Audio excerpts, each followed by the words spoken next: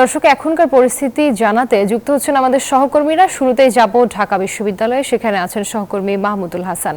মাহমুদ, 7 কলেজের অধ্যক্ষদের সঙ্গে বৈঠক করেছেন ঢাকা বিশ্ববিদ্যালয়ের উপাচার্য। সমাধানের বিষয়ে কিছু জানতে পেরেছেন কিনা?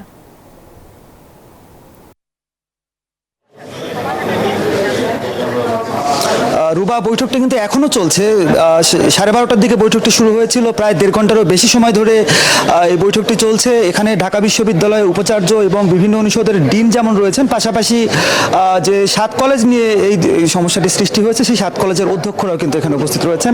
তো গতকালকের যে অপ্রীতিকর ঘটনা সেটির যেমন এখানে আলোচনা হচ্ছে, পাশাপাশি দীর্ঘমেয়াদী যে সমাধানটি নিয়ে দাবি করছেন দুই পক্ষই, অর্থাৎ ঢাকা বিশ্ববিদ্যালয়ের শিক্ষার্থীরা এবং অধিভুক্ত 7 কলেজের শিক্ষার্থীরা যে দীর্ঘদিন ধরে দাবিটি করছেন যে এই অধিভুক্তি বাতিল করার যে বিষয়টি, সেই বিষয়টি নিয়েও কিন্তু আলোচনা হচ্ছে বলে আমরা জানতে পেরেছি। এবং যতটুকু সূত্রের মাধ্যমে জানতে পেরেছি, দুটি পক্ষই কিন্তু এই বিষয়ে নিশ্চিত যে এই অধিভুক্তি বাতিল করতেই হবে, এই বিষয়ে কোনো আসলে দ্বিধার অবকাশ নেই। কিন্তু যেহেতু অনেক প্রক্রিয়া এর সঙ্গে জড়িত এবং হচ্ছে যে একাডেমিক বিভিন্ন বিষয় জড়িত, সেই জন্য কিন্তু সেই বিষয়গুলো নিয়ে যত দ্রুত একটি সমাধানে পৌঁছানো যায় সেই বিষয়গুলো নিয়ে এই আলোচনাটি হচ্ছে। তো এই মুহূর্তে আলোচক যারা রয়েছেন, বেশ কয়েকজন অধ্যক্ষ কিন্তু বের হয়ে এসেছেন। তারা কিন্তু বলছেন যে তারা তাদের পক্ষ থেকে দাবি জানিয়েছেন যে এই অধিভুক্তি বাতিল করা হোক এবং এর জন্য প্রয়োজনীয় যে ব্যবস্থাগুলো নেবার, সেই ব্যবস্থাগুলো যেন ঢাকা বিশ্ববিদ্যালয় কর্তৃপক্ষ নেয়।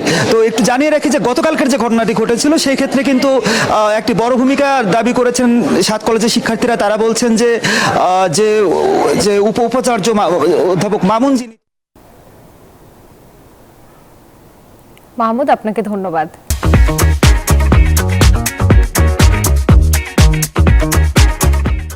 দর্শক, এবার আমরা ঢাকা কলেজের বিষয়ে একটু খবর জানবো। সেখানে আছেন আমাদের সহকর্মী মাসুদা লাবনী। লাবনী, 4 ঘন্টার আলটিমেটাম দিয়েছিল, শিক্ষার্থীরা অবরোধও তুলে নিয়েছে। এখন সেখানকার পরিস্থিতি কেমন দেখছেন?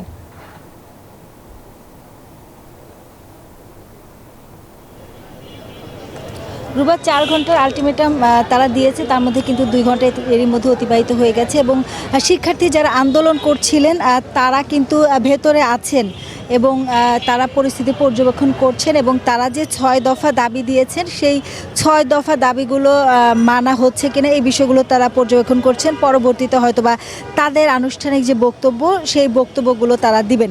তবে এখন পর্যন্ত আমরা যেটি জানি যে তাদের কোনো দাবি মেনে নেওয়ার বিষয়ে কোনো আশ্বাস এখন পর্যন্ত এখানে শিক্ষার্থী যারা আছেন, যারা এই আন্দোলন করছেন, তাদের কাছে আসেনি এবং তারা যেটি বলছেন যে তাদের দাবিগুলো না মানলে তারা হয়তোবা আরও কঠোর কর্মসূচি দিবেন।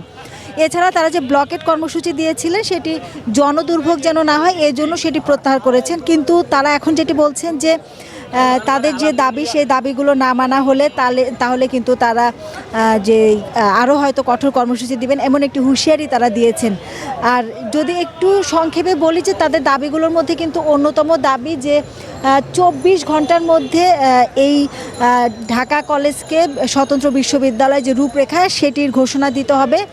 এছাড়া ঢাকা কলেজের শিক্ষার্থী অর্থাৎ 7 কলেজের শিক্ষার্থীদের উপর ঢাকা বিশ্ববিদ্যালয়ের শিক্ষার্থীরা যে হামলা করেছিল বলে তারা অভিযোগ করছেন, সে দায় স্বীকার করে ক্ষমা চাইতে হবে এবং প্রভিসি যিনি আছেন তার পদত্যাগ দাবি করেছেন। পাশাপাশি এই 7 কলেজে যে নারী শিক্ষার্থী আছেন তারা অভিযোগ করছেন যে তাদের সাথে ব্যঙ্গাত্মমূলক আচরণ করা হয়েছে এবং অশ্লীল বিভিন্ন কথা বলা হয়েছে। সেই সব বিষয়ে দুঃখ প্রকাশ করার জন্য তারা তাদের যে 6 দফা দাবি সেটির অংশ হিসেবে রেখেছেন। তো সব কিছু মিলিয়ে আসলে আরও 2 ঘন্টা যাওয়ার পরে বোঝা যাবে যে এই 7 কলেজ কী কর্মসূচি দিচ্ছে। তবে আমাদের কাছে এখন পর্যন্ত যে তথ্য যে তাদের 6 দফার কোনো এক দফাও এখন পর্যন্ত মানা হয়েছে বলে তাদের কাছে কোনো খবর আসেনি। তো রুবা, এই ছিল আমার কাছে সব শেষ। লাবনী, আপনি তথ্য সংগ্রহ করতে থাকুন, আপনাকে ধন্যবাদ।